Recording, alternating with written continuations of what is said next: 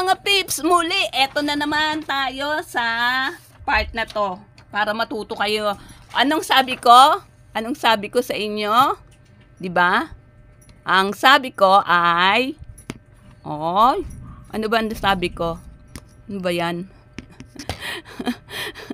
Okay, para makita nyo. Okay, nakikita nyo ba mga peeps? Kikita nyo ba? Okay, tingnan natin para tayo ay magkaroon ng...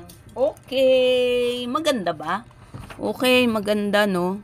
O sige, Tagalogin natin. Tayo ay magsalita ulit tayo ng mga Tagalog.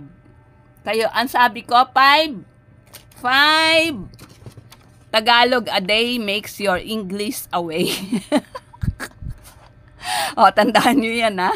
Kaya 5 Tagalog ulit tayo. Kada ano. Okay, sige. Basahin natin. Tagalogin mo. English, desire. Verb, pandiwa sa Tagalog, hangarin, nasain. Detached, verb, ihiwalay, pandiwa. Discretion, noun, kalayaan, mamili o magpasya. Pangalan siya. Kalayaang mamili o magpasya, discretion.